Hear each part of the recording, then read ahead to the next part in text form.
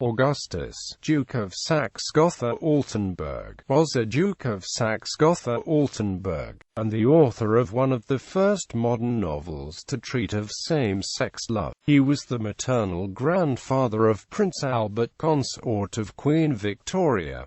Early life. He was born on the 23rd of November 1772 in Gotha, the second son of Ernst II, Duke of Saxe-Gotha-Altenburg and Princess Charlotte of Saxe-Meiningen. In 1779 the death of his older brother Ernst made him the heir to the Duchy of Saxe-Gotha-Altenburg. In his youth he was very well educated, and his environment, sympathetic to the Jacobins, impressed on him the ideals of freedom, equality and fraternity.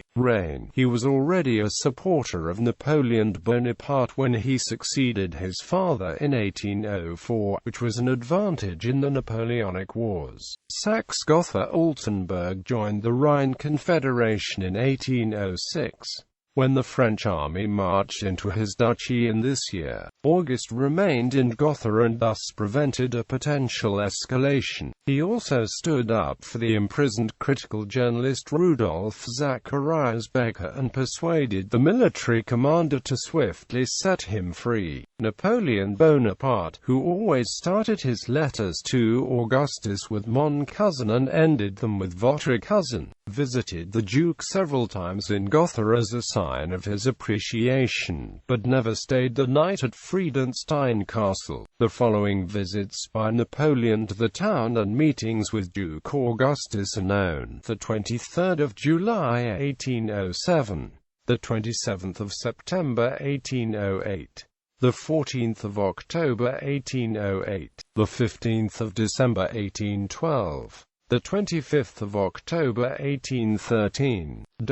From 1811 to 1813 the Duke celebrated Napoleon's birthday on the 15th of August with a gala reception at Schloss Friedenstein. In 1807 he had acquired one of Napoleon's Bicorn hats from his servant Louis Constant Wiry, which is displayed to this day at Friedenstein. On Napoleon's visit on the 23rd of July 1807, August gave the French Emperor an extravagant black carriage, which Napoleon however declined to use, due to its similarity with a death's head. Augustus's Napoleon fandom peaked when he built a Napoleon room in Schloss Friedenstein in the Empire style, which he had designed personally, still a highlight of the museum today. The room's ceiling shows a starry sky with sun and moon, while the sun shows features of Napoleon, and the moon shows Augustus's face. Augustus was known as a patron and collector of art, but had an aversion to hunting or riding. Carl Maria von Weber dedicated his second piano concerto to him out of gratitude. He was also seen as an eccentric with a penchant for shocking or provocative appearances. Johann Wolfgang von Goethe described him as pleasant and distasteful at the same time, and noted, "I cannot complain about him, but it was always a nervous matter accepting an invitation to his table, as one could not predict which of the guests of honor he might decide on a whim to treat mercilessly." His tendency towards transvestism is characteristic. He liked to appear in women's clothing and thereby shock the court of Gotha. The well-known painter Caroline Louise Seidler, who was at the court of Gotha in the winter of 1811 to paint the Duke's family, described him as the greatest original of his time, whose appearance had something ladylike about it. He also had a preference for dancing, wearing silk socks and feminine clothes.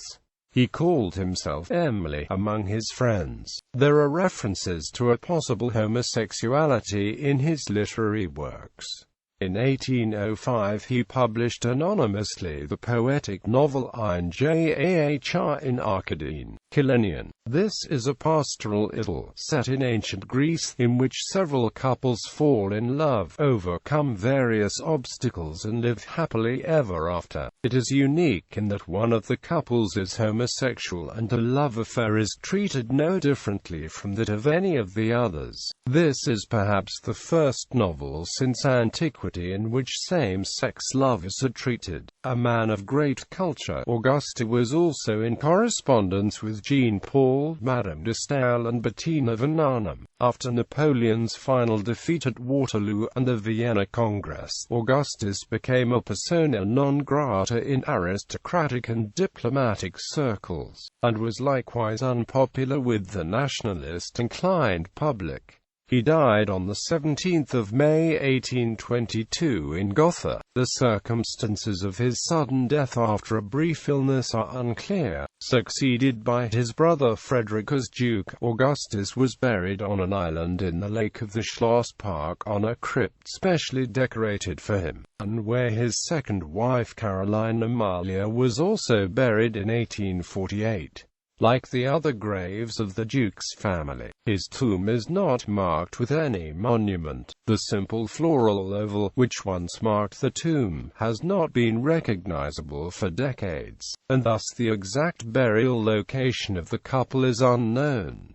Marriages an issue. In Ludwig's list on the 21st of October 1797, Augustus married firstly Louise Charlotte of Mecklenburg-Schwerin. They had one child, a daughter, Louise Dorothea Pauline Charlotte Frederica August. She married firstly on the 31st of July 1817 Ernst I, Duke of Saxe-Coburg, but they divorced in 1826. Secondly, on the 18th of October 1826 Alexander von Hanstein, created Count von Polsig. Through Louise, Augustus was the grandfather of Albert of Saxe-Coburg-Gotha, who married Queen Victoria. Secondly, Augustus married in Kassel on the 24th of April 1802 Caroline Amalia of Hesse-Kassel. They had no children, and became estranged soon after marrying, because the mutual points of view about life are completely different. Appearances together in public became rare after 1810, and after 1813 Caroline Amalia no longer lived at Schloss Friedenstein with Augustus, but at Schloss Friedrichsthal. Anecdotes. At the Congress of Erfurt in 1808, Napoleon sat opposite the Duke at dinner, and as the latter ate little or nothing, Napoleon asked him why he was not eating anything, whereupon the latter gallantly replied, "I am nourishing myself from the rays of the sun, which now shines at me." To Napoleon's question, how big his country was, he responded, "Sire, as big as your Majesty orders."